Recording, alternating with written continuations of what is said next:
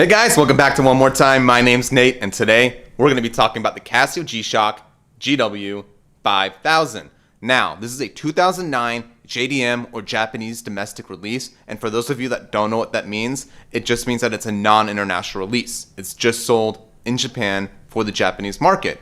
So, how did I get a hold of mine here in the United States back in 2012? Well, I had to go through something called a Japanese reseller. So someone in Japan who resells it to the international market. And I know that sounds scary, but there's a handful of very reputable ones online. And fortunately for you guys, due to the popularity of this model, you don't have to worry about that. You can easily find it on Amazon, eBay, and a multitude of other sites. So, since 2012, that's 7 years of use. It's one of my most worn G-Shocks. It's one of my favorite G-Shocks. Let's find out why I like it so much and how it's held up. Let's dive into it. All right, there she is, the Casio G-Shock GW5000. But wait, it does look a little minty for a 7-year-old watch, doesn't it? Well, I did change out the resin on this watch a few months ago, and for good reason. But to be fair to you guys, I'm going to put the old resin back on.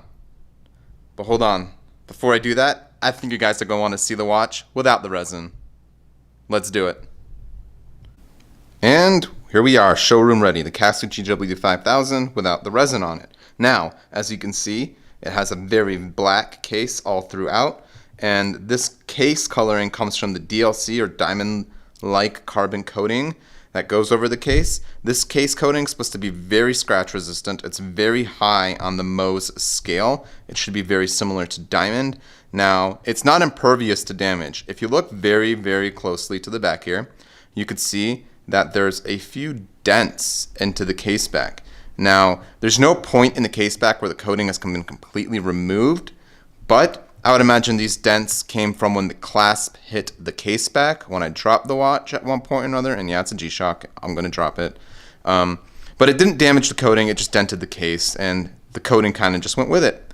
And another thing you guys will notice at first sight here is that there is laser etched writing on the back. Yeah, it's not engraved, which I kind of like, because it sits smoothly on the wrist. And for a watch that's 7 years old, I really think that this coating's held up well. Look, there's no fading on it. It's beautiful. So, now to the case front here. If you look at the front, my particular model here has fading on the bezel. And this is actually a factory defect with this watch. I looked at the bezel the day I got it because I did read up on it a little bit. And it has a lot to do with the particular batch model of this watch. I know mine is 201D, so that's the factory it came from. And that particular factory, I think, just had a bad batch. But that doesn't bother me too much. It's under the resin, and I don't see it, and it doesn't affect the functionality of the watch. It has held up well. One of the major complaints that most people have with this particular piece is the small buttons. I personally have no issue with them, but they did fix the issue on the newer full metal squares. They made the buttons a lot larger and a lot easier to press. And who can complain with that, right? So, let's get the resin back on this watch, talk about it a little more, and I'll give you guys my closing thoughts. Alright, so here we have the GW5000 with the original resin on it. And the first thing you're going to notice is that it has this glossy, shiny appearance to it. Now this is something that I like to call sweating, and it happens when resin begins to rot. And the first signs of rot on this particular watch you can see are on the strap. So the strap's beginning to crack. It has a lot of very fine scratches, and if you were to bend the strap, they're actually pretty deep. So, this was very frustrating for me, and was the reason I ultimately changed the strap and the bezel on the band, or on the watch, was because I would have to wear the watch either one hole too big or one hole too small. It never fit just right at that point, and the resin on this watch is very cheap. So, what do I like about this watch? It's very thin, it fits the wrist comfortably, it's small, it's non-intrusive, it's good for activities such as sports, cycling, going to the gym, which is, I'm a very active guy. I love doing all that stuff, so it suits me very well. I've been through school with this watch. I've gone well into my career with this watch. I've been halfway around the world with this watch, and it is such a low-key piece. I don't have to worry about it being stolen or attracting attention. It has the 5 alarms, which I use. It has the countdown timer. It has a stopwatch feature. And yes, I do use the alarms on my G-Shock. And for those Lume junkies, yes, it does have an EL backlight, which I do prefer to the LED lights on the newer G-Shocks, just because it doesn't blind you in the middle of the night when you have that low light sensitivity going on. Another feature that I really like is the multiband 6. I fortunately live close enough to Fort Collins that I can get reception on this very, very well.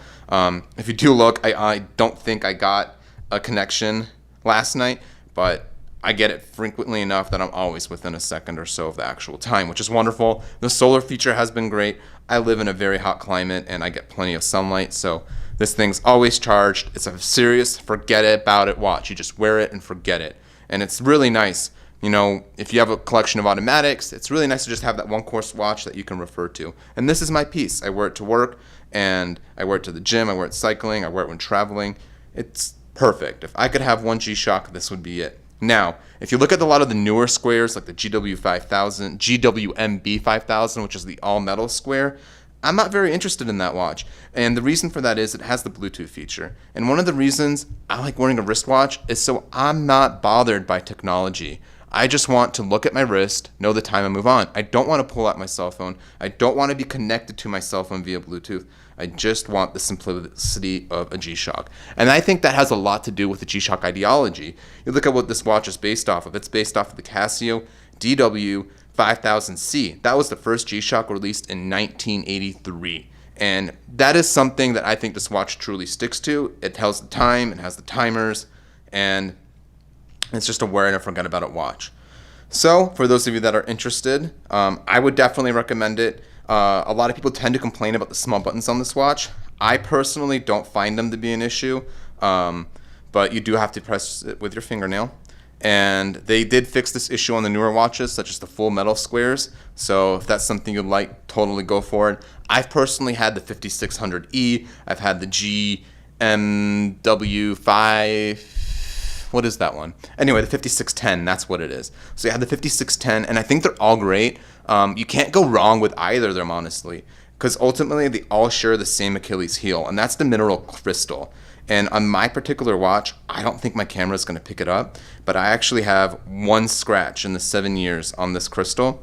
And the main cause for that scratch, I am like 99% confident, is I dropped this while taking a shower, because sometimes I take my watch off when showering just to rinse it off, and I think the crystal landed on the edge of a tile and it caused it to get a very faint scratch. But other than that, it doesn't really bother me. I just don't see the point in paying more for a watch that isn't going to offer that sapphire crystal. And I think it also makes the cheaper watches a lot more appealing, because it's like, well, I might as well go with the 5610 if they're all going to scratch, or might as well go with the DW5600, just because it has that mineral crystal as well. So again, if you just want a nice, cheap, functional watch, maybe just go with the 5610 or the 5600. You can't go wrong with either. Maybe lean a little more to the 5610 if you want that solar and Bluetooth feature, which is really, really nice. I don't see much of the appeal of the new full metal squares unless you really are looking for that like GPS connectivity. So yes, I'm very happy with this purchase. I'm going to continue wearing it. Again, guys, thank you for checking in with us one more time. We really appreciate supporting you guys supporting our channel. You can please feel free to like, subscribe, comment below. I'll get back to your questions as soon as I can. And stay tuned, because I plan to upload videos weekly. Thank you so much. Bye.